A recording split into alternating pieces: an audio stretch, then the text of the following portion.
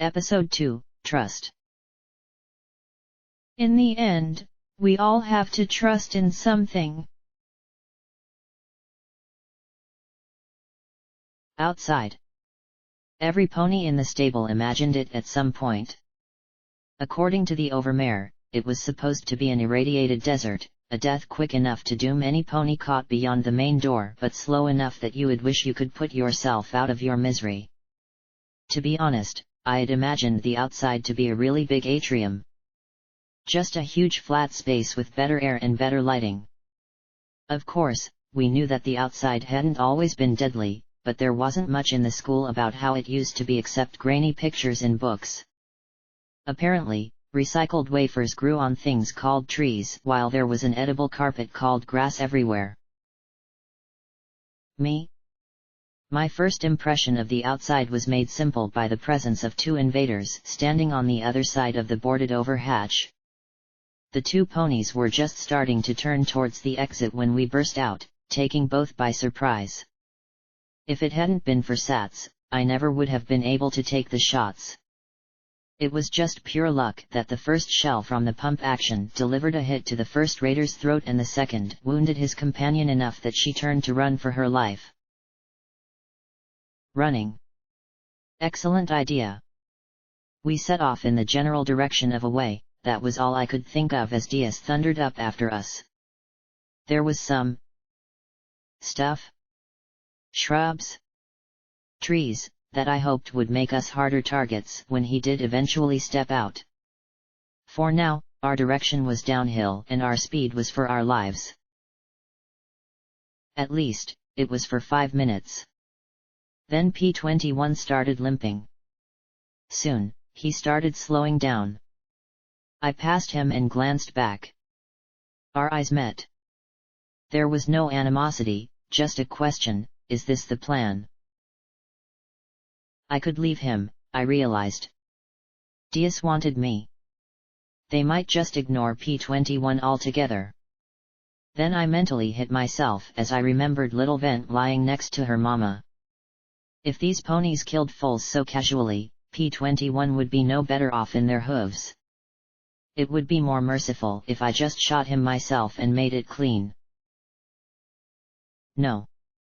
I couldn't do that. I slowed and enveloped his leg in the faint white glow of my telekinesis, trying to add support. He looked panicked for a moment, then realized that I was trying to help. His pace didn't pick up, but at least he wasn't slowing down as much. Turn left, a voice buzzed to our left. Left was nothing but rock and more of these gray bushes and a bug? A metal bug that was bobbing in the air before us with little fluttering wings. Wah! Huh. Talking metal bugs. I had about 100, okay, a dozen, questions pop into my head, and the dumbest spilled out first. Why? I gasped, panting. I didn't think that I was in that bad shape, but then there wasn't much need for running for my life in '99. You want to live? And it zipped away through the bushes. I could hear Diaz now. It was like the rapid thumping, grinding noise the old food wafer stamping machine was making before it blew. From the snapping and crunching, I wondered if he was even bothering to go around the trees or just running straight through them. Come to think of it, I did want to live. I glanced at P-21, who shrugged at my look, and we turned to the left and raced in the direction the weird metal bug had taken. We came to a house. Well, if you could still count 2 standing walls, a toilet, and a bathtub as a house. I tried to ignore the pony skeleton curled up in the tub as we ducked behind the wall. Hide, the strange metal bug said, and then it zipped away into the underbrush. But, I started to say when I heard a panicked cry to the south. Not my voice, but definitely a terrified mare. I almost started after it when I realized that it had the same tinny buzz as the bug. A second later, Diaz and 4 raiders galloped past. We didn't move for a minute or two, but then, finally, I laughed. Well, that was exciting. Then I choked. I was gonna die. I can't explain it, but when I looked into the sky, I thought it'd be like the atrium ceiling. Instead, there was just this great big emptiness above me with distant gray that blurred into obscurity. Despite my head being tilted back, I felt like I was looking down. My brain screamed at me that if I took so much as a step I was going to fall into that immense nothing. I hate to admit that, after everything I had been through, it was just the simple sky that made me wet my farting. Blackjack? Blackjack! P21 said, first with annoyance and then with growing alarm. I barely heard him. I couldn't move. I could only breathe as fast as possible. Slowly, he reached up with his hooves and covered my eyes. Immediately, the sensation of up being down ended and I fell over. I wanted to retch, but there was nothing to bring up. I made sure my eyes were on the dirt when I opened them. I could finally lower my breathing rate to normal levels. Thanks, I said softly, sincerely. He could have just trotted off and left me like that. If I had left him behind, that's exactly how Diaz would have found me eventually. There was another faint buzzing, and I raised my gaze enough to look at the little flying bug. Had I been out of it for that long? Now that I could look at the bug while not running for my life, I could see that it was actually just a flying robot made to look like a bug. Well, that was at least less weird than a non-robot metal flying talking bug. There was a faint crackling noise, and the tinny voice spoke again. Well, he was sure in a hurry. Don't worry, I've sent him off on a wild sprite chase to the south. For some reason, though, I couldn't shake the feeling that it had somehow also been watching us. Thanks, I said, and I meant it. Now, I hope you don't mind, but just who and what are you? I was more curious than suspicious. I was fairly confident that, if the metal bug thing wanted us dead, it could have just let Diaz catch us. You can call me Watcher. As for what, this is just a sprite bot. You'll find them wandering all over the wasteland. I just took some in this area over when I noticed you two helping each other. So, Watcher wasn't this machine thing. He, the voice didn't sound very marish. I sort of imagined a robotic P21 behind that speaker. He was just controlling it from afar. I really wanted to know how any pony could do that. And I put that question somewhere in the 40s or 50s on my rapidly growing what the fuck list. Thank you, P21 said calmly, as if he wasn't fussed at all with meeting a robotic talking bug, the dry yellow stalks of grass, or that entire great, big, empty. I gave myself a shake to try and ignore it, but it was like the sky was Diaz hovering above me. I couldn't freeze up like that every time I looked up, though. Yeah. Thanks for all your help. I don't suppose you can magically make shotgun shells pop out of that thing, can you? There was a soft chuckle. No, but you've got the right idea. Believe it or not, you're better off than some ponies I've met. Then, in a softer tone, as if to himself, though she didn't have raiders hunting her right out of the stable? Who? So what should we do? P21 asked respectfully. The little machine seemed to be regarding us, and I suspected that this Watcher pony was deciding something about us. You've got one gun. Get more and all the ammunition you can put your hooves on. One of you has decent enough armor, but keep your eyes out for more and better. Now all you need is some direction. Might I suggest west? You might find something useful that way. Lastly, make friends. The more ponies you have looking out for you, the better your chances. Another metallic chuckle. Though I suppose the two of you have a head start on that one. What? I looked at P21 and gave an awkward laugh. Oh. No. We're not friends. In fact, we really just met today. when I rounded him up to be retired. My laugh withered as P21 just looked away.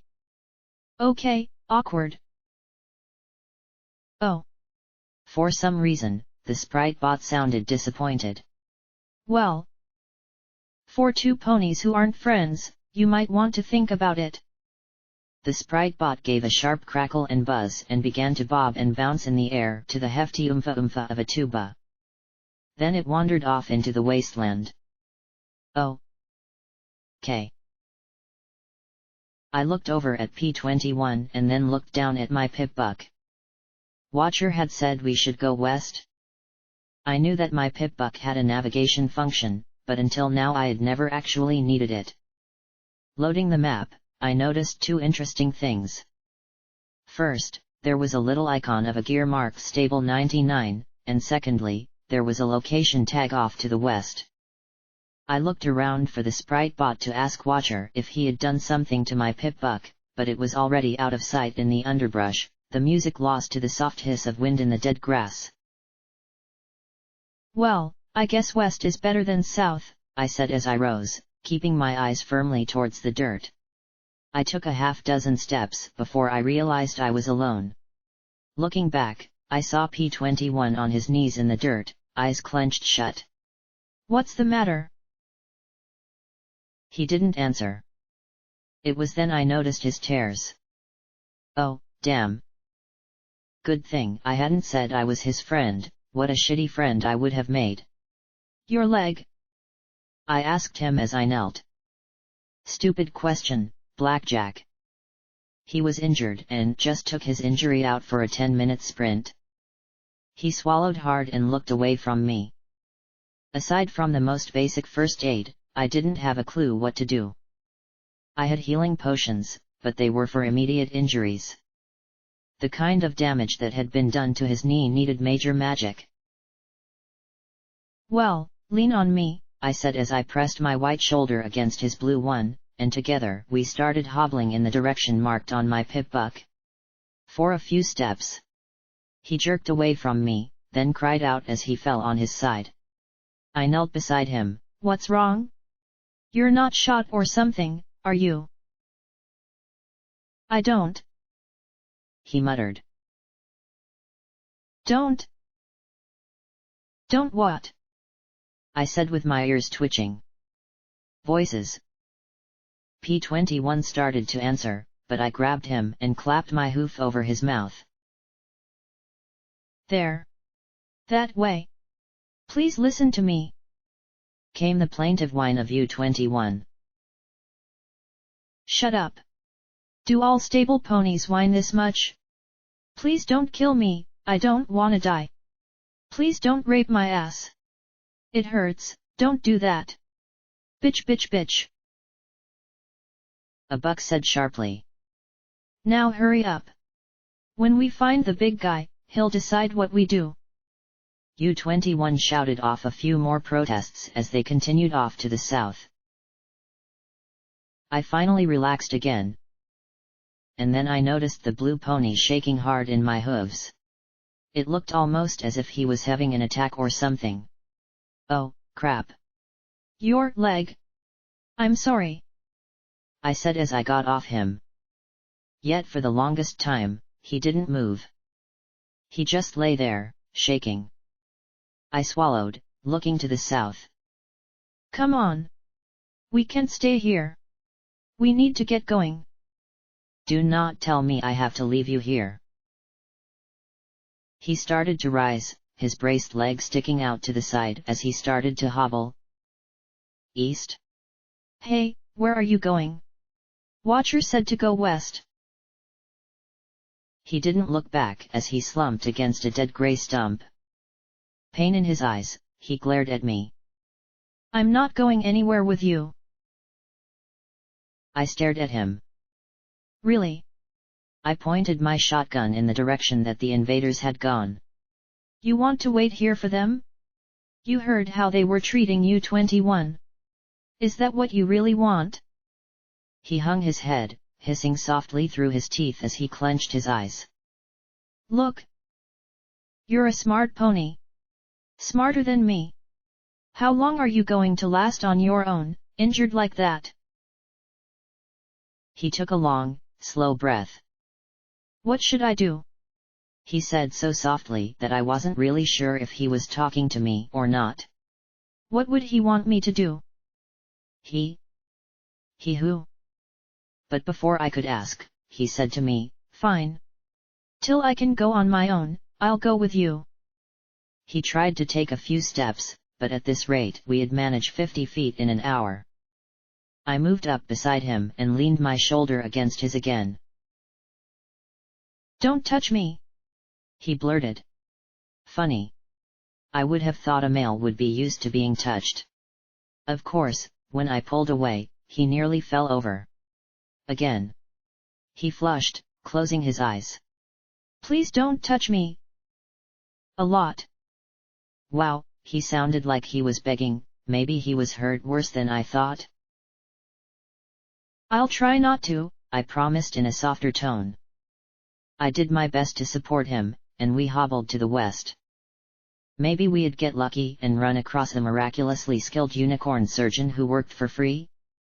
I could keep my mind off the sky above trying to work out the odds for that one.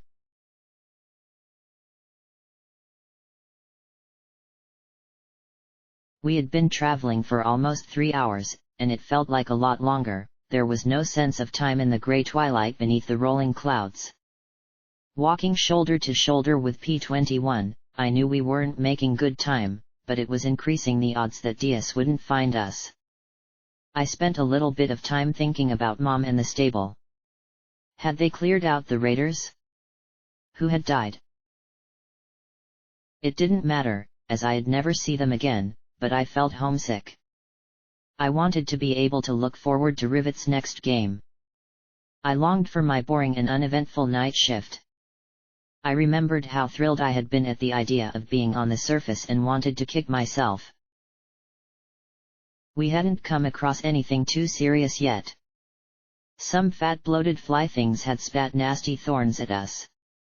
I didn't waste rounds after the first one, the butt of the pump action was more than sufficient. When I put their carcasses in my bag, well, we'd have to eat at some point, not that I was at all confident that they were edible, but they'd be better than air or dirt and quite possibly better than 2 centuries dead grass. My Pip-Buck's inventory system labeled them bloat sprite meat. There was even a value next to it. How the heck would my Pip-Buck know the value, in a totally unknown economic situation, of a bug it'd never seen before? I should ask Midnight how. Damn it.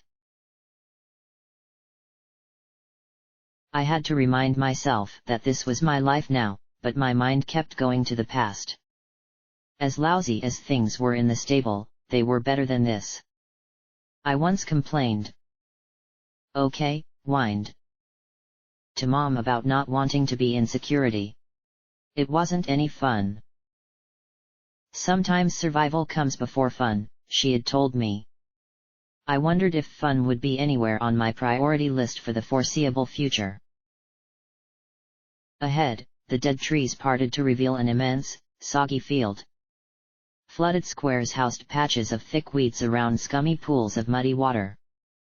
Still, that water did look incredibly inviting after over 3 hours struggling through the filthy wasteland. Then I heard the ticking. That was new and strangely ominous. I had only heard it the one time I had gone near 99's magic generators. I looked at my Pip-Buck and stared at the sight of the little radiation needle bouncing back and forth in the green. Oh, that's not good, I muttered as I took some more steps forward and the clicking increased. This wasn't the flesh-stripping radiation I had been warned of in school safety courses, but suddenly the pools seemed as inviting as a raider's welcome mat. Moving up the hillside, we could see a small still intact farmhouse next to a barn. I could also make out the rainbow swirl on the pools and several rusted barrels sticking out of the water. More barrels were spilling from a large smashed vehicle that looked as if it had just fallen from the sky into the center of the fields. Clearly, this sturdy farmhouse had been built by some pony who took pride in their work, and the building was just far enough from the water that the clicking from my Pip-Buck stopped. The door and windows were all intact, and, unless I was mistaken, this would be a good place for P-21 to rest. Who was I kidding? I needed the break as much as he did. I needed a roof over my head desperately. I kept imagining suction tugging at me towards the clouds. Inside, the place had been ransacked. Most of the furniture had been tossed about, the shelves were mostly bare, and the floors were covered with broken dishes and garbage. Some old bones and rags had been tossed in one corner, and a few newspapers lay in grubby heaps in another. Huffington's Angel of Death strikes again, declared one headline. 4 foals filleted, said the one beneath. I spotted some pictures that had been knocked off of the wall and turned over the cracked frames with my hoof. The photographs were badly faded, but there were some I could make out. One of a mare and a huge buck wearing some sort of harness around his neck and a bandage around his waist. Kinky sex? Somehow, I doubted it. There was something off in the images for that. A picture of that same teenaged mare with the apples for a cutie mark carrying a filly with a bow. Foal sitter? Again. Something about the image didn't sit right. An old mare smiling sleepily as she stood behind 3 foals dressed. What were they wearing? They looked like little monsters. Another of a filly wearing an old, battered hat so enormous it covered her head completely. But the 2 pictures that really threw me had the old mare next to a buck. That it was a buck didn't shock me. An old buck. He was every bit as wrinkly and crooked as the mare. Clearly, the massive old hat eating the filly's head was his. In another picture, he was kissing the shocked-looking old mare on the cheek. 2 mares, looking like older versions of the pair from before, stood side by side in smart-looking business attire. The large buck in the harness now wore a smart military uniform. The old buck pushed the old mare in a wheelchair. Family. They were family. Not the mother-daughter dynamic of Stable 99, but a family. I could vaguely remember hearing about the old ways in history class, but seeing an actual, happy family like that. P-21 was looking at the pictures of the old buck and the uniformed stallion with a shocked expression, one he quickly covered up the second he caught me smiling at him. What? He said defensively as he looked away. Goddesses, was he blushing? The mares were cute enough, I supposed. Something about the one with the 3 apples made me imagine a little fun flank spank. The male? No. What was the word? Brother? He was pretty delicious. I could really eat his apple. Awfully cute, I said, giving him a playful wink. I needed to get his mood up. Hopefully, it would take his mind off his leg, which was so swollen at the knee I was afraid he wouldn't be able to wear the brace. Of course, my intentions went down like a rad roach sundae. Are all mares sex fiends? Is that it? Huh? Where did that come from?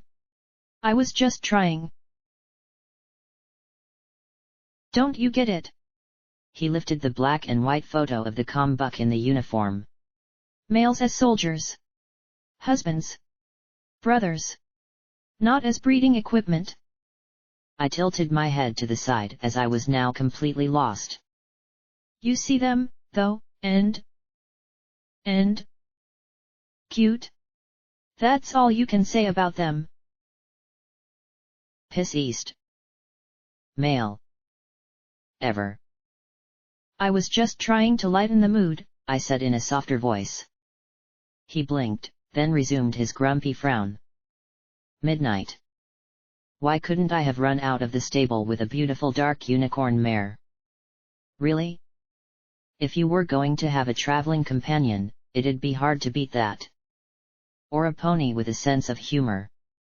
Was that too much to ask? There were a few other things in the room. A terminal sat atop a desk. P21 had to smack it with a hoof a few times before the green screen lit up. Next to it was a small safe set in the floor. From the scorch marks in that corner of the room, it looked as if some pony had tried to blast it open. I guessed it was a miracle the terminal still worked. I also found a locked ammo container that was way too heavy to be empty. "Can you get that to work?" I asked him as he started to tap on the keys. The work seemed to calm him down. "Maybe," he said quietly. "Duct tape showed me a few tricks, and it looks like it's still pretty much intact." "You too close," I said, now feeling genuinely curious. Maybe it was the pictures. Both watchers' comment and what we had been through had made me wonder about this odd blue pony. For a moment, I thought he was going to launch into a new tirade of anger, but it seemed like I had exhausted his supply for now. Instead, he looked almost guilty. He didn't answer for a minute as he tapped the keys, and then said softly, "She was close to me." He suddenly shut down the terminal and then started it back up again. Meeting my surprised look, he said in his calm voice, "I have to close it out. Too many wrong answers and the terminal could lock me out permanently." And this was why I didn't touch terminals. "So, she taught you how to do this?" He sighed and closed his eyes. "I'd rather not talk about it. She's dead. I've escaped. I don't want to remember that place." He looked at the screen, his voice level and cool. "Now, if you don't mind, I need to focus on this." Well, so much for friendship. I sighed and stood.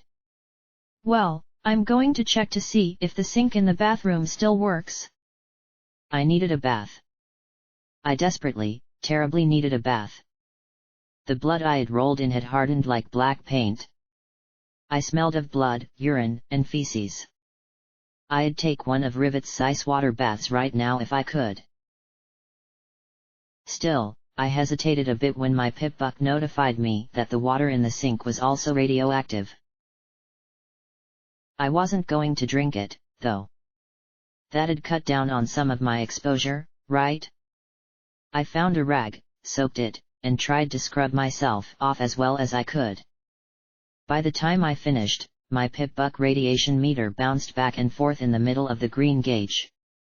I guessed that meant that I wasn't near flesh-stripping radiation levels yet.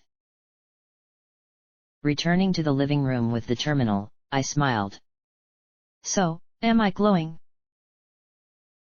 For the first time ever, a look of absolute, incredulous shock settled on his face. "You're pregnant?" I laughed as I flopped on the couch. "Oh, goddesses, I hope not. I just washed in some water that was a little more radioactive than I'd like." Of course, if I were pregnant and irradiated. Okay. Not thinking about that now. It definitely killed the joke though. "Oh. You look cleaner," he replied with a flush as he returned to the screen. He hit a few more keys and suddenly smiled. "Finally. Granny. Interesting password." "Nice," I said as I looked at the safe. "Can you pick the lock on that, too?" I suspected it wouldn't be easy for him. It was a safe, after all. "Why?" He hit a key on the terminal and a click came from the safe. Okay, now he looked smug. It was a nice change from the stoic or pissy looks he normally wore. Then he looked at the ammo crate. "Now that I'll have to try and pick."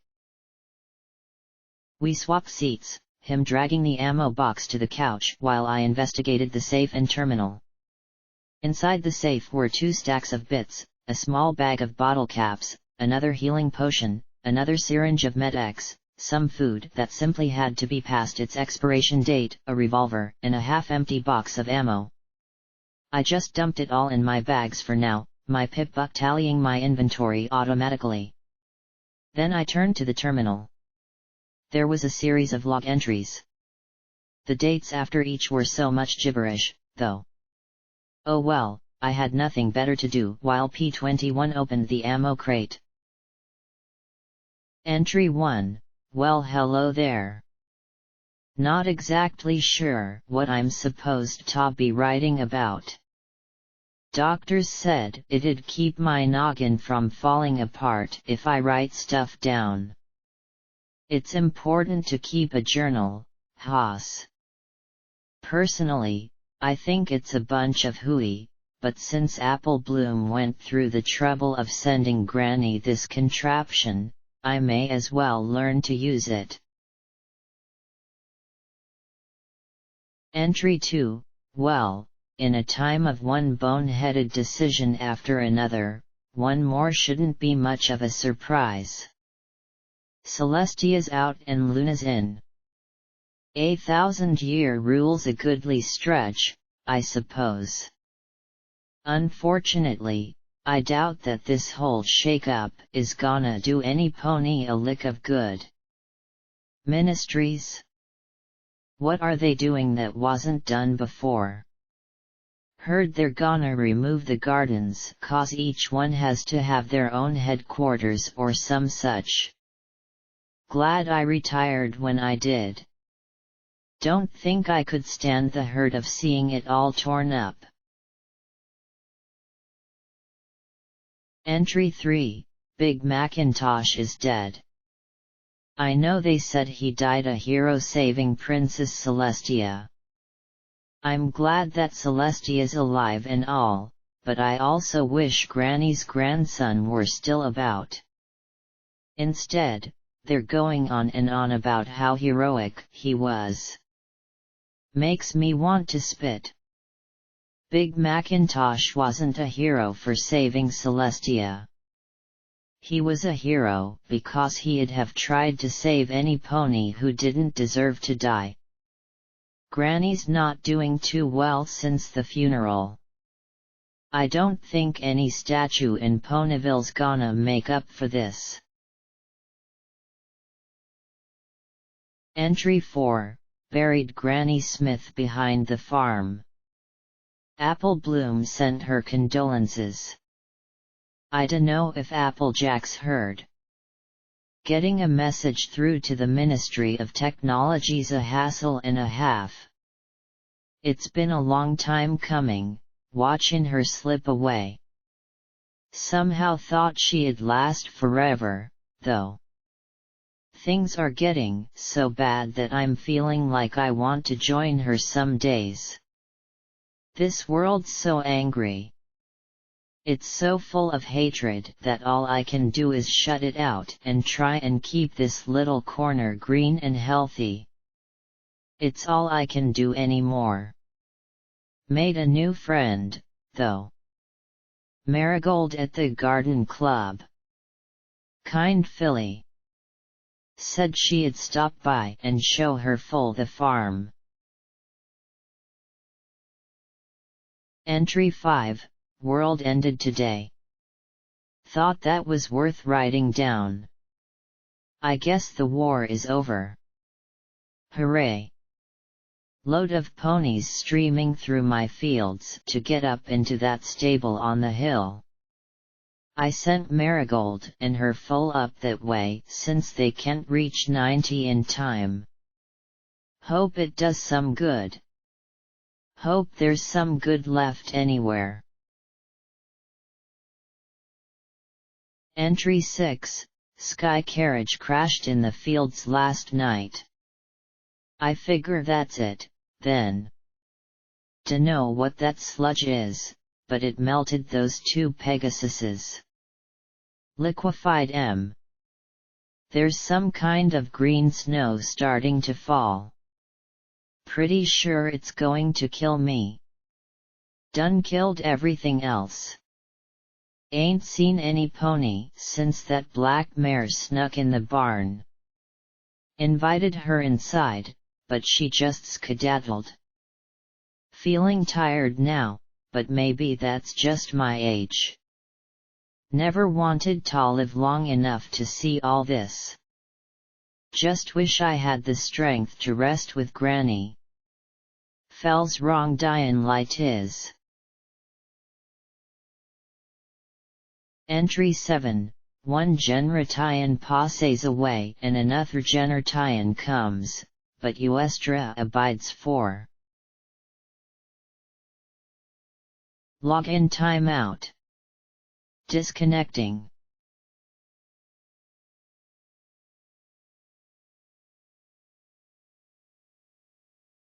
I didn't know how long I sat there reading the entries over and over again.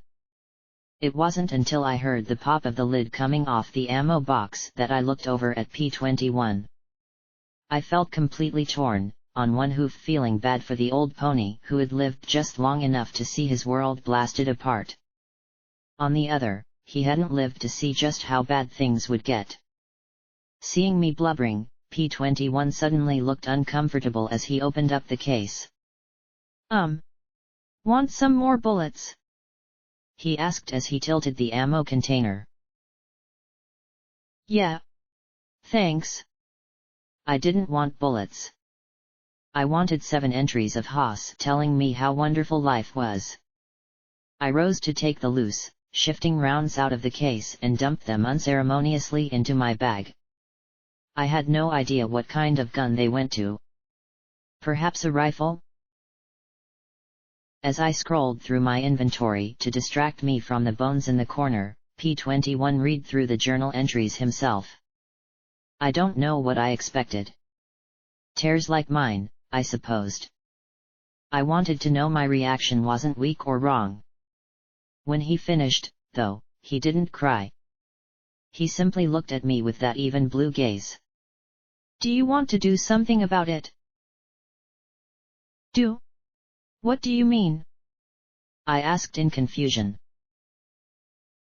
"Well, you can sit there and cry," he said as he rose with a groan, leg brace squealing softly before he limped towards the door, "or we can do what he asked." Confused, I stood and walked out after him. He looked around at the grass around the farmhouse and then slowly limped out. Was it just me, or was it getting darker? About 50 feet up the slope was an odd squared-off stone. Some wit had used it for target practice, and the marble was so chipped as to be illegible. "Start digging. Carefully," he said before he returned to the farmhouse. Oh. Slowly, I started to scrape away the soil with my magic. It was hard work, and I was glad. Focusing on this, I felt my horror of that open darkness above me fading away. The nightmares of the attack dwindled away. I didn't see Air Duck's foal lying with her head nearly sawed off. I didn't think about Haas's last moments. I simply thought of dirt as my horn's magic scraped away layer after layer. He returned just as my magic brushed against something more substantial. With great care, I levitated the dirt around the buried bones of the pony. Finally, I stopped. My horn hurt. My head hurt. My eyes burned. But I did feel a little better as P21 laid old Haas next to Granny. Then I noticed something in Granny's hooves, a little figurine of a cheerful orange pony I recognized from the pictures. Her hooves kicked at the air above her as she grinned confidently at me. Carefully, I levitated the little statue from the grave and gently brushed the dirt away from a tiny plaque at the base. "Be strong." Looking at the orange pony, her little cowboy hat and 3-apple cutie mark, I couldn't help but smile. I wanted to be strong. I needed to be strong. I glanced at P21, but he was simply placing the bones. "Would it be okay?" I asked softly. He glanced at me, then at the figurine, before going back to placing Haas's remains in the earth. "I'm curious why you're asking me," he said as he finished laying out the bones. He finished by placing a brown moth-chewed hat atop the old skull. "Because you seem to know what's right," I replied. I felt so confused right now, I'd welcome any advice. "I guess that depends on why you want it," he said as he sat on the edge of the grave, looking at me. I hesitated before I answered. For some reason, I wanted to be completely honest with him right now. If I had come across this beauty just hours ago, I'd have swapped it for some treats, drinks, or sex.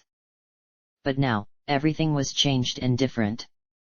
Because I want to remember him. Because no one else does but us. I looked at him and gave a snotty sniff. And I've got to be strong. And I wasn't strong. Not really. I had a shotgun and an overactive proclivity to using it. He looked at the figurine in my hooves for a long moment, then said softly, "Then I guess it'd be all right." As I looked at the figurine, a sensation settled around my shoulders. A focus driving away some of the terror and worries that were nibbling at the back of my mind. I carefully placed the figurine into my bag, and I was oddly happy that it didn't instantly have a value assigned by my pip-buck. Then we both stepped clear as I gently pushed the soil back into place around their bones. I even tried to put the yellowed grass back down. When I finally finished and my glow faded, only the faintest red smudges of light remained on the western horizon. Together, we returned to the farmhouse.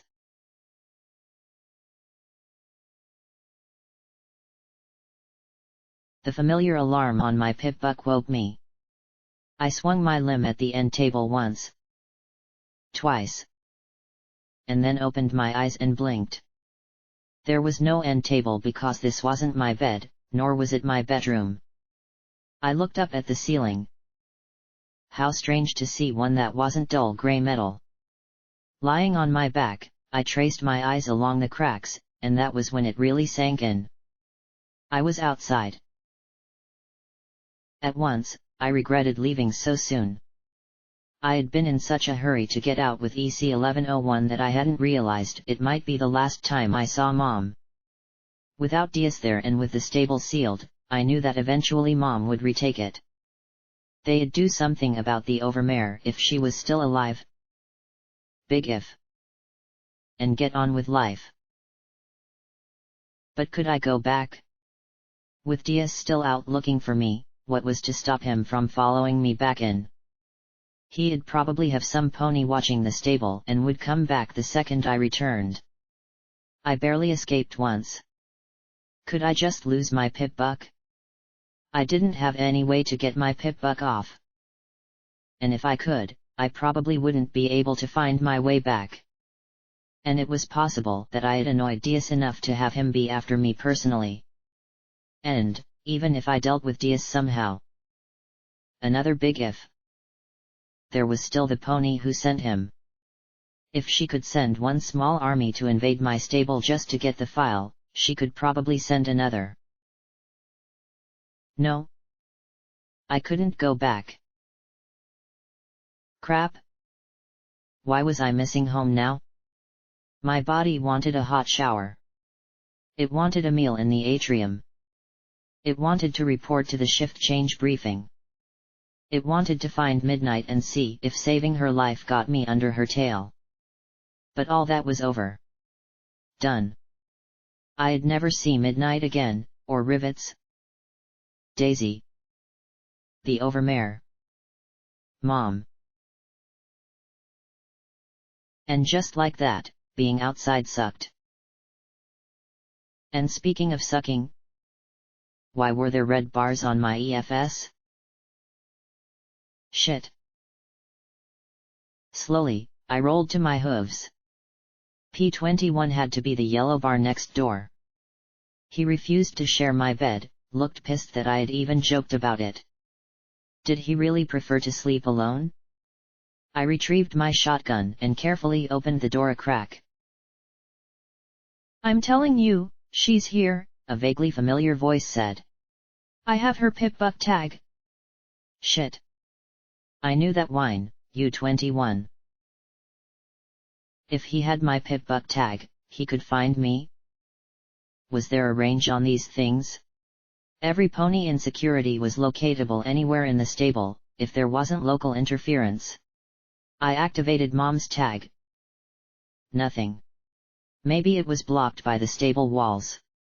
"She better be." I've never seen DS this pissed before. Amer muttered softly. If he had listened earlier, we'd have had her hours ago, U-21 started to grouse. Will you two shut up? A different mare hissed. Let's finish this and get the damned thing. This is raider territory, and unlike DS, we're tasty snacks to the freaks out here. They were coming down the hall. In a few seconds, they'd be at the door. Correction, 2 were coming down the hall. 2 were back in the living room. They reached P-21's room. I heard the door open, my heart suddenly pounding. Empty, one mare announced. I stepped to the side, and slowly the door creaked open. I saw the barrel of an automatic pistol. The mouth biting the grip. The eye searching me out.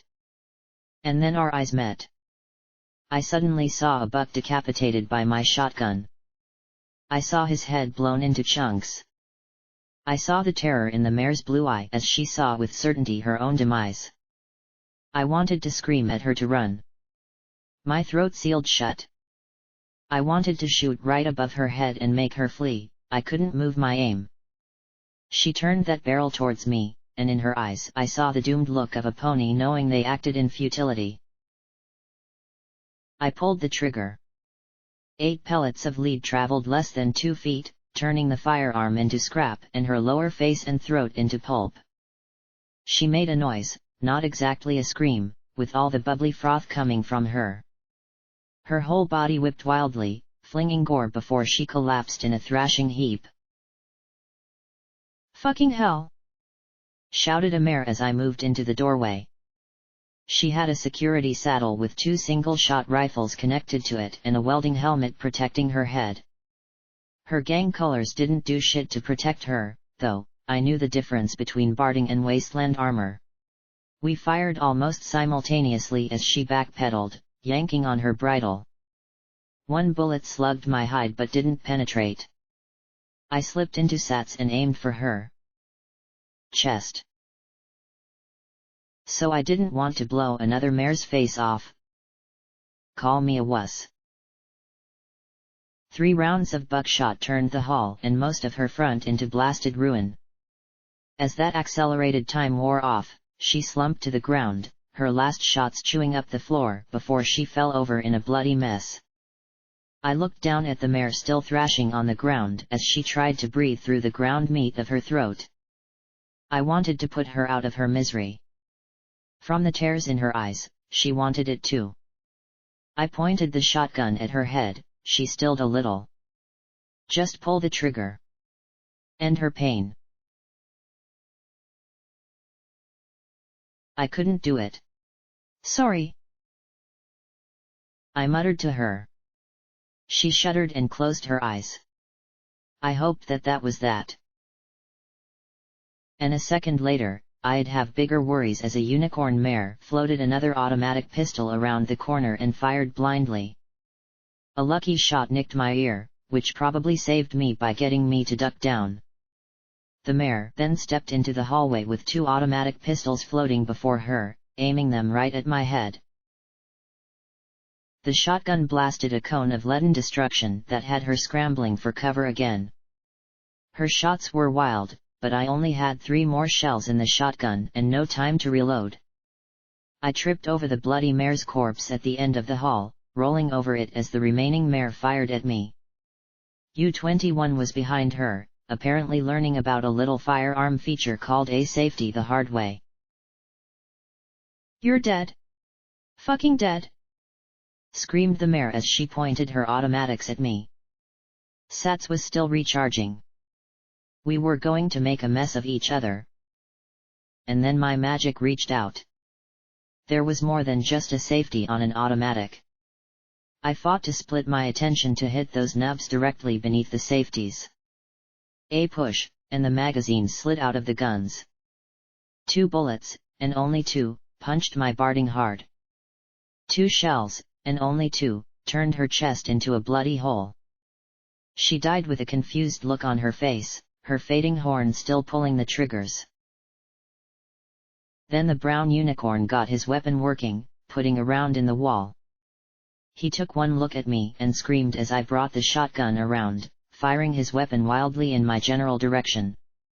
He was the pony that had told the raiders how to use the bloody pip-bucks to find the security mares. No other raider could know. And he had been working with Diaz. And he was shooting at me. Okay, trying to shoot at me. This was a shot I could take. Red bar. Red and it's dead. The last shell in the pump-action shotgun blasted out. In his final second, he had raised his hoof to shield himself with his foreleg. He'd have been toast but for one thing, he was wearing a pip-buck. This one might not have a reinforced case, but pip-bucks were tough suckers. The blast was virtually point-blank and the lead shot didn't have time to spread, almost entirely ramming into the device. The unicorn found himself peppered with wildly flung shrapnel but not turned into a smear on the floor. Screaming, he raised his hooves to his ears and rolled back and forth. The arcane device still attached to his leg was now so much sparking metal. Breathing hard, I reloaded as quickly as I could. He had flung his gun when his focus snapped. I couldn't risk him getting it again. I lifted the reloaded shotgun. P-21 was shouting something, but there'd be time for that later. Then I got shot in the ass. The sudden bloom of pain in the back of my leg scattered my thoughts as well. Damn it, hadn't I decided back in Stable 99 not to get shot anymore? I looked back, and my eyes met the shocked face on P-21. He was shaking as he bit down on the brown unicorn's gun. I calmly put the safety back on, and just in the nick of time, as he pulled the trigger a few more times. The friendly fire had turned my EFS red. I supposed it was the first time he had shot a gun. Aim. Then fire, I said through the haze of pain. I turned back to U-21. Blackjack! P-21 yelled in a strangled voice behind me, and I looked back at him. There was a look on his face, strained and anguished. He's done. Please. Don't murder another 99 male. What? Still, U-21 did look pathetic. The blast had probably temporarily deafened him. I sighed. Waste of ammo anyway. P-21 let out a held breath, then frowned at me. Yeah, thank goodness you didn't waste the ammo on that mare. I glanced down the hallway with a frown at the mare in the door to the bedroom. That was completely different. Wasn't it? I checked U-21 but only found something that looked like a weak healing potion. It barely took care of the shot to my rump and my other nicks and injuries, but it was something. I knelt down and said loudly, "Where's your boss?" U-21 whimpered, curling up into a fecal-smelling ball. He was going to be useless. Let's go. P-21 stared at me. His features slowly hardened once again. No. Huh? I blinked back at him. What do you mean no? Were we back to this again? It's a pretty simple word. 2 letters. Pretty sure even you can figure it out. He pointed a hoof at the other male. Help him right now. Give him one of your potions. P-21 said firmly. Otherwise, get going. Suddenly, the thought of being on my own loomed inside me. It was a feeling I didn't like one bit. One of the most effective forms of punishment in 99 was isolation. I had gotten it twice, 24 hours in a virtual closet for mouthing off about the overmare. It was worse than detention, at least in there you could hear ponies through the bars. P-21. I said softly. You said I know this stuff better than you, right? Then help him. Otherwise, you're on your own. He said firmly, his lips pressing together. He meant it too. I floated out one of the potions Marmalade had tucked into her barding pockets and set it next to him. He could use it when he pulled himself together. I felt a little ashamed, a little annoyed, and a lot confused. Did he think I spared the mare because I wanted her to live? Did he think I favored mares over bucks? That was just crazy. With a sigh, he gave one last look at U21, and together we left the farmhouse.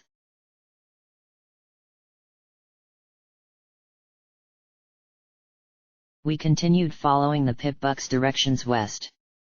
I took it for a good sign that neither that metal abomination nor any raiders had found us since. Walking under the open sky, I still felt the pit of my stomach drop when I glanced up, but I didn't lapse into bladder-weakening horror like I had before. I didn't stop keeping my eyes down at my own level as I looked for something more hazardous than bloat sprites, though. P21 was walking on his own, but slowly. I had given him the Med-X, but after a long hesitation he simply put it in his pockets with a mutter about how he might have to run again. The pain was obvious, but he bore it as stoically as possible. The issue of him taking the revolver or one of the pistols, on the other hand. No, he said simply. But you remember what Watcher said. If you can't protect yourself, then you're going to die. Then I'll die, but I'm not taking it. He stared me right in the eyes. And if you were smart, you wouldn't want me to have it. Ugh, more cryptic, angry statements. That had started the disagreement. No matter what, he refused to take one of the guns. I didn't want to fight right now, not after everything he had done for me the night before. Still, it bothered me. I also didn't like the idea of him being unable to protect himself or to save my butt if things went bad.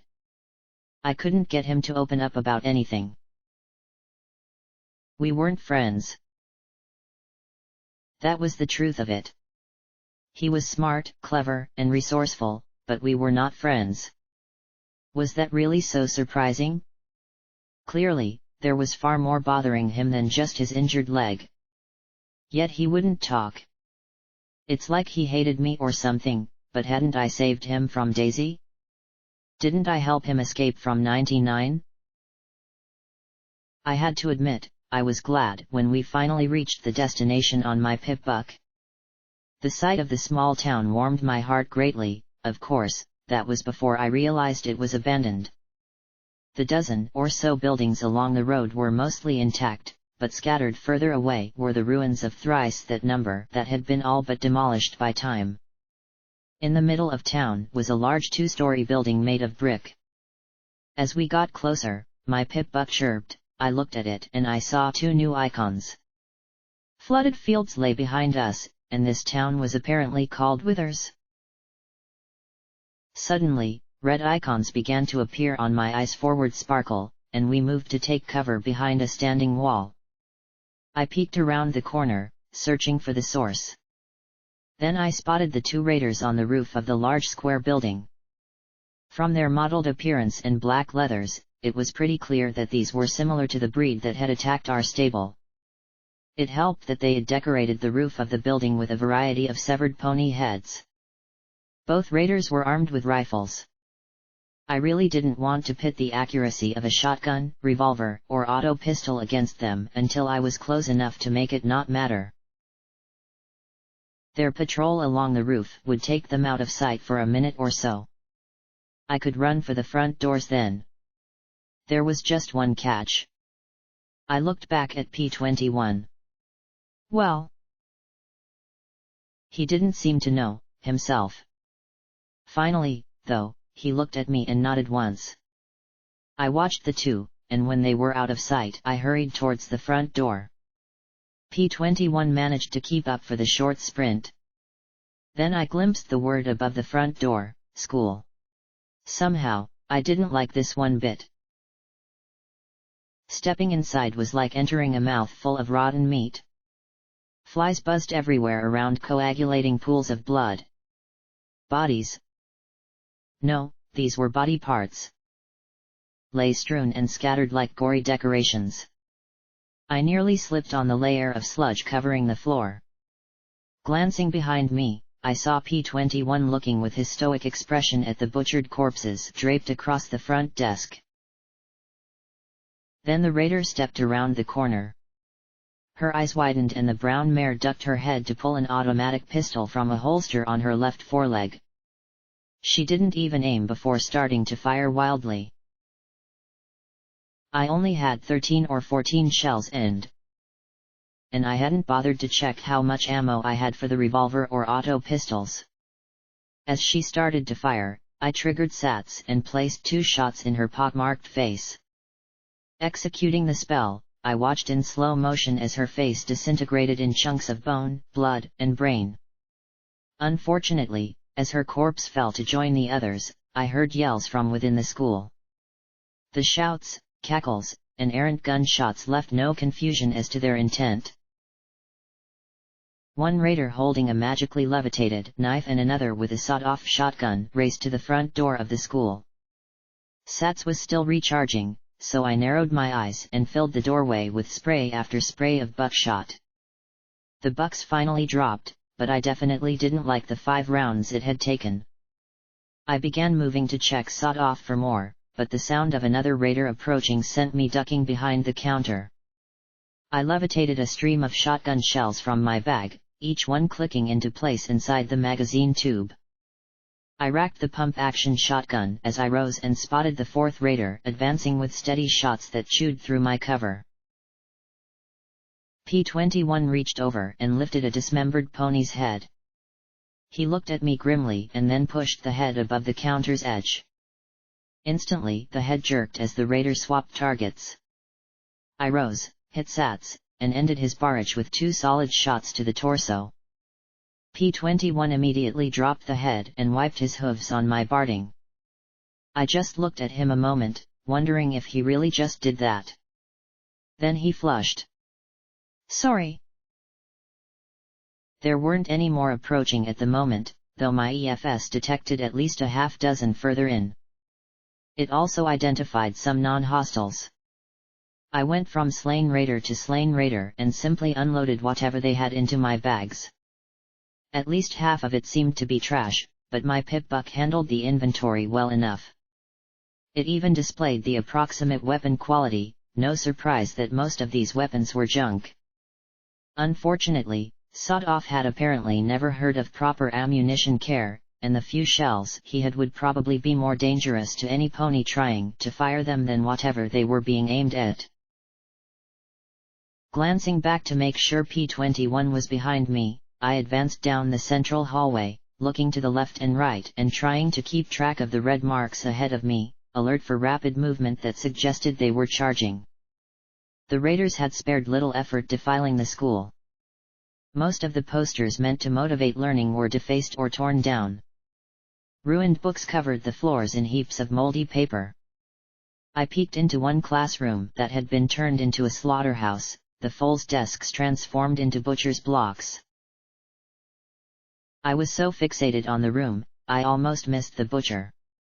He, however, didn't miss me.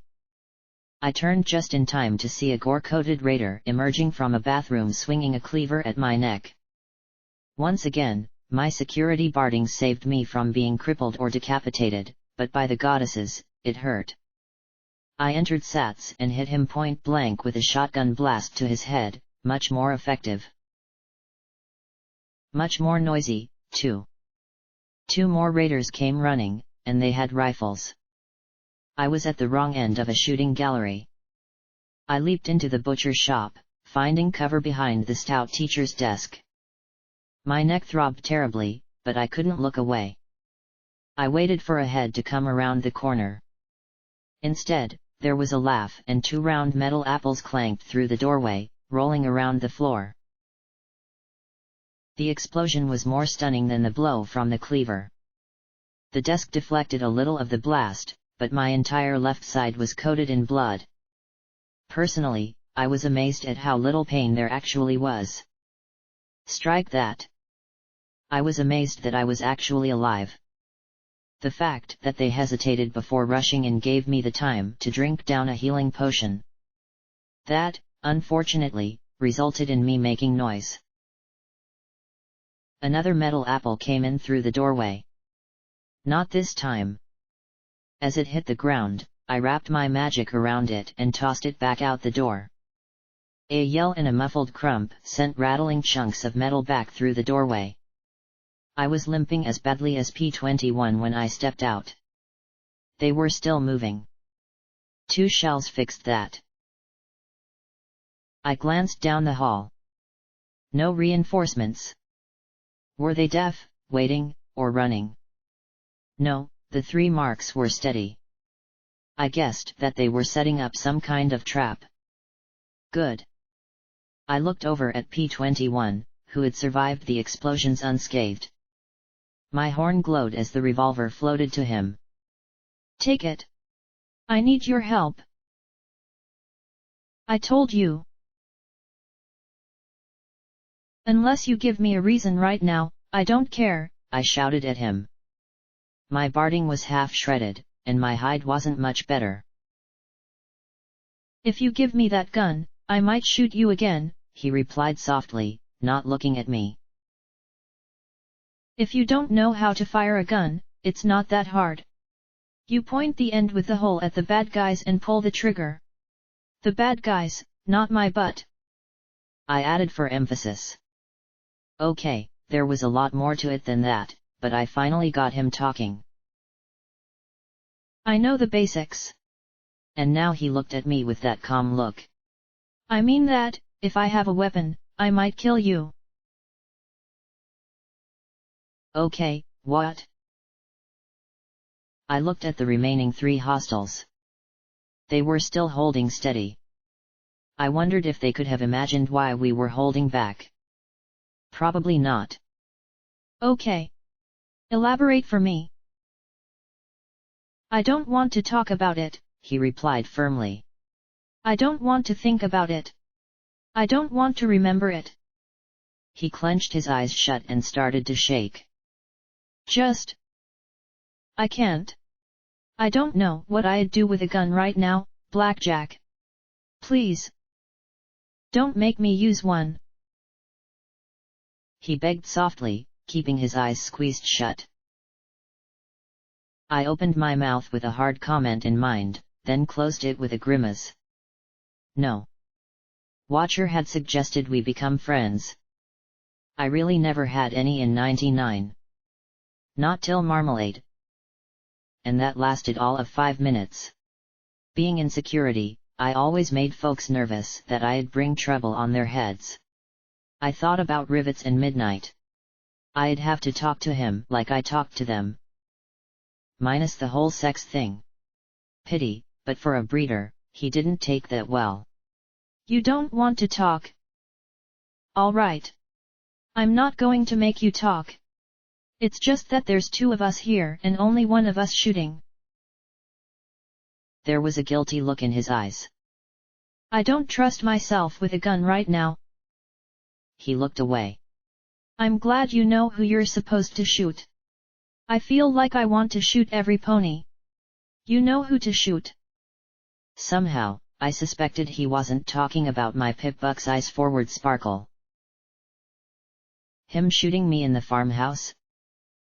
And trying to fire again after I hit the safety? Those had been accidents? Right? I remembered back at the flooded fields farmhouse looking at the figurine in the dirt. Because you seem to know what's right. That? Don't think about it now, Blackjack. You're in the middle of a nightmare. Try to focus. I took a deep breath and did my best to summon my most nightmare moon-maker smile. Now was no time to show doubt, hell, I needed to convince myself as much as him. Oh, well, that's simple. We just need to get you another Pip-Buck. Yellow, be mellow. Red, it's dead. I was glad to see him return my smile. Okay, it was a half-assed smile, but right now I felt like half my posterior was blasted off. I noticed a red line creeping slowly towards us. I don't think that would help much. In 99, all the pip-buck showed me was red, he said as he looked at the revolver and pushed it back towards me. I'll try and back you up however I can. Just please don't ask me to do this. I could try and force him to carry the revolver. It seemed so ridiculous here in the wasteland. We were sitting in a school that had been transformed into a grisly morgue, but he still refused. Somehow, even in all this, he wouldn't cross that line. I doubted that when Watcher talked about us being friends, it involved me shoving a gun into P-21's mouth and sending him to kill ponies. All right. Just promise me you'll tell me why someday. Okay, P-21. Relief flooded his features. You'll be the first to know.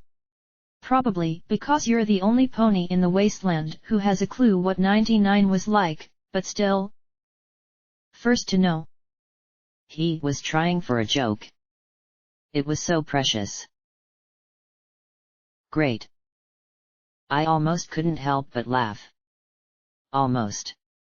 I watched as the sneaking raider poked her face around the corner. I have to admit, the expression on her face was pretty funny. I smiled right at her, despite the apple-shaped bomb in her hooves. I looked right into her jaundiced face and yellowed eyes with their tiny, pinprick pupils and gave a little shake of my head. The shotgun floating 3 feet from her head probably helped. Instantly, my pip-buck tag swapped from red to yellow as she dropped the bomb and raced for the exit as fast as her legs could carry her. Somehow, the sight of a raider running from the two of us struck me as unbelievably funny, given that I was half blown up and P-21 was unarmed. I couldn't imagine what the sound of my laughter would mean to the raiders. All right. Let's finish this, I said as I walked past the apple bomb, carefully moving it inside the classroom. Sure, it looked simple enough, but I sure didn't want to touch it. I had no idea how big a boom it would make. I preferred weapons with a more predictable area of destruction. I made my way towards the second classroom. As I neared the door, one knife-wielding raider sprang at me. Knife versus shotgun. Really lousy odds for her, but it cost me 2 of my 4 remaining shells. Only one raider remained with the friendlies. I trotted past more scattered filth, heedless of the risk. At this moment, I just wanted it over with and cleared. The other classroom had a pen of sorts constructed of chain-link fence in the far corner. Within were a half-dozen filthy, terrified-looking fillies. The raider crouched behind them. Cunt, he said, then gripped the stem of an apple bomb with his foul brown teeth. What was it with raiders and that word? Still, something felt off. He wasn't acting suicidal. He was acting cocky. Then again, if I shot him and that apple thing exploded, then this would definitely have an unhappy ending. Carefully, I shifted the shotgun into my front hooves and turned it to place the trigger in my mouth like I had seen other ponies do. Then I slowly advanced. It had to be the most awkward approach attempted in pony history, but it was working. His grin wavered as he looked confused and then worried. Finally, I took a step too far and he yanked the stem from the apple. Or, rather, tried to. My horn glowed as I focused all my magical strength on that little stem and keeping it connected. Step by step, I moved up till the barrel of the pump action pointed through the chain link. I tried to make eye contact with the foals, looking to the floor. 1 or 2 caught the look. Met downed, Gers, I said around a mouthful of trigger. They hit the deck, and his eyes widened in panic. Sats ensured the shots would go where they were needed. My last 2 shots rang out, and his ribcage vanished. The assorted viscera within came slithering out in a messy heap over his hostages, but at least they were still alive. Suddenly, the girls started screaming. Then there were 2 bangs from behind me and an explosion and everything turned white and then dark.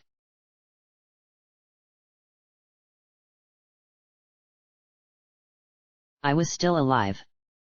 This hurt way too much to be death. I was stripped and face down on a mattress. He had warned me that he'd try to kill me. I just didn't actually expect him to do it. I heard voices and glanced over to see P-21 surrounded by the nervous fillies eating some of the 2-century-old food from the farm, as well as what I assumed were the raiders' supplies. Apparently, it was still edible. A small fire crackled in a trash can next to them. The foals all wore ragged cloaks draped over their flanks. My back was wrapped in layers of medical bandages and movement made everything hurt. My low groan tipped P-21 off, and he rose to trot to my side. "How are you feeling?" "You shot me in the back," I groaned. "I didn't," he stammered. "Some pony shot me. In the back." I growled, glancing up at him. Was I going to have to get used to this? "He really didn't, ma'am," a little filly said, trembling slightly. "See?" She pointed with a hoof towards the door. There were some extra raiders in the hallway. "The one you spared must have gone for help. They snuck up behind you, and I thought they had killed you," P-21 said quietly. "And who killed them?" I asked as I looked at him with a cocked brow. He suddenly looked sheepish. I looked at the scorch marks around the body parts of the raiders. "Well, they walked right past me after you, and they were just standing together, and that apple bomb was just sitting there," he said, looking troubled. "I didn't realize just what it would do. It's called a grenade. It blows ponies up. Every pony knows that." A pink filly called out as she lifted her face from her box of cereal, her muzzle coated in sugary dust. It was a little disturbing how she cleaned it all away in one lick. "He's funny," a teal filly said as she grinned at P-21. "He was actually apologizing to em after they was blowed up." One of the girls laughed. The rest had expressions ranging from pained to tired to even happy. They didn't look scared. Though with how I must have looked right then, it'd be a miracle if any pony was scared of me. "I don't think I'll be able to do that again anytime soon," he said softly, flushing as he looked at the girls who were tucking into the raiders' supplies. There were boxes of it tossed in the corner. Food that old couldn't possibly be healthy, but it was apparently quite tasty. Why were the raiders butchering ponies if they had other food, though? It was just crazy. I looked at the teal one, who, aside from looking very sore under her tail, seemed the oldest and most composed. "So, what's your name, how did you get here? And how loudly do I have to whine before you share some of that with me?" I said as I pointed at a box of dried apple shavings in her hooves. She blinked, then grudgingly parted with half the box. I was a little skeptical till the first bite, and then my eyes went wide. I had never tasted anything so sweet and tasty in my life. My Pip-Buck's little radiation clicks went unnoticed as I chowed down. Sugar apple bombs leaped right to the top of my favorites list. "As for my name, I'm Scoodle. Them raiders grabbed us while we was out lookin' for stuff for the finders." Scoodle? Well, who was I to judge? "My name's Blackjack." "P-21, he chimed in. "Y'all got funny names." That seemed to count in our favor. The teal pony lifted the box of sugar apple bombs and poured them into her mouth, chewing frantically before letting out a loud belch, much to the giggles of the other fillies. She pointed at P-21. "He's got a great nose for findin' stuff. Got into that safe in the office and everything. Just click and open. Y'all should join up with em." He nudged a duffel bag closer to me. "There weren't any shotgun shells, but there's another automatic pistol and some ammo." He seemed a bit put out about finding a gun in a school. The nurse's office also had some bandages and stuff, but we used most of it on you.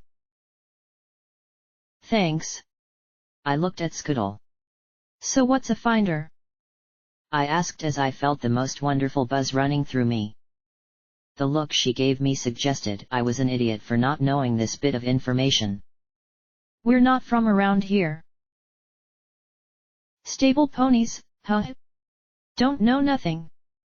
She shook her head in disappointment, then adopted a lecturing posture in a tone so like the overmare that I fought not to giggle. Finders are a bunch of ponies what find stuff. They trade and swap for the darndest stuff. Even junk, but they pay good for ammo, weapons, or anything we find that we don't use. They'll trade with almost any pony. So you're finders? Apparently they were not, from the sour look I received. No, she said as she stood with pride to show the tiny patch crudely sewn onto the ragged plaid cloak. It was a little soiled white cloth showing a rearing filly. We're crusaders. But where are your parents? Immediately, they all looked sad or angry. I got the distinct sensation that I had just fucked up, but I couldn't see how.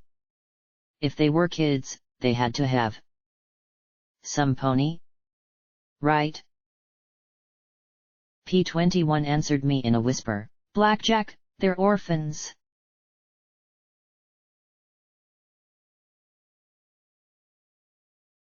I really didn't want to move, but the sugary goodness compelled me. That, and I wanted to peek around Withers real quick and see if there were any more red marks on the EFS. I still wouldn't look up at the sky. It made me feel silly. These children had been captured, tortured, raped, and had watched some of their cold friends get killed, and here I was scared of the sky. Still, I had to admit, the cool air was quite nice. I had never realized till now how thick and humid 99's air had been. There was a billboard at the edge of Withers where the road straightened to the southeast. Welcome to Hoofington, City of Tomorrow, read the caption over an image of soaring grey towers connected by bridges. In the sky above, 7 Pegasi flew like an arrowhead trailing crackling thunder. See Shadow Bold Tower, declared bold words in one starburst. Home to the Hoofington Reapers, announced another burst next to a grinning gap-toothed cartoon buck in a black helmet. Tour Broncos headquarters. Free for fillies and colts, a little robot pony said with a wide smile. There was one thing off, though. Written across the billboard, in faded red spray paint, was, "Abandon all hope, Yahoo enter here." Not exactly the best advertisement for the city. I could barely make out an eerie green light far in the distance down the road. The plinking of a piano and the twang of a banjo filled the night, preluding the Sprite bot's arrival. I narrowed my eyes as it bobbed through the air past me.